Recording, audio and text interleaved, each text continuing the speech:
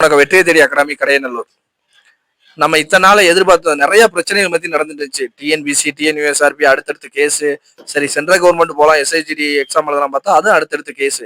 இப்ப இந்த பிரச்சனைகளுக்கு நடுவுல நமக்கு வந்து ஆனுவல் பிளான் 2026க்கான ஆனுவல் பிளான் ரிலீஸ் பண்ணிட்டாங்க.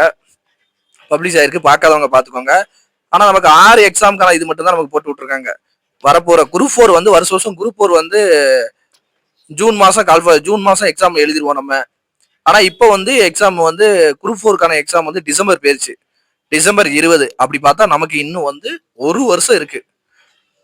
குரூப் 4 பொறுத்த வரைக்கும் என்ன சொல்லியிருக்காங்க அப்படின்னா, அடுத்த கேட்க போற கேள்விகள் எல்லாம் ஸ்கூல் புக்ல இருந்து மட்டும்தான் கேட்போம், வெளியே இருந்து போகாத அப்படின்னு ஆல்ரெடி சொல்லியிருந்தாங்க. அப்படி இருக்கும்போது நம்ம படிக்கணும் அப்படின்னு நினைக்கக்கூடிய மாணவர்கள் இப்போ இந்த ஒரு வருஷம் உட்காந்து நீங்க கட்டாயம் படிச்சீங்க அப்படின்னா 2027ஆம் ஆண்டு விஓ நீங்க தான் விஓ. நல்லா படிங்க. அது போக இப்போ குரூப் 2 குரூப் 1 படிக்கணும்னு நினைக்கக்கூடிய மாணவர்கள் வந்து ஆனுவல் பிளான் விட்டுருக்காங்க பார்த்துக்கோங்க. இன்னும் 9 மாசம் இருக்கு. நமக்கு குரூப் 1க்கு இன்னும் 9 மாசம் இருக்கு. குரூப் 2க்கு இன்னும் நமக்கு ஒரு 8 மாசங்கள் இருக்கு.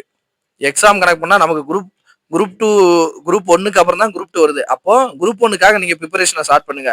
குரூப் 4க்குன்னு உங்க எஃபெக்ட் போடாதீங்க. ஏன் அப்படின்னா இன்னும் 9 மாசம், அதுல இருந்து குரூப் 4 ஒரு 3 மாசம் இருக்கு. குரூப் 1 படிக்கணும்னு நீங்க ஆரம்பிச்சீங்க அப்படின்னா இன்னும் நமக்கு 10 மாசம் இருக்கு.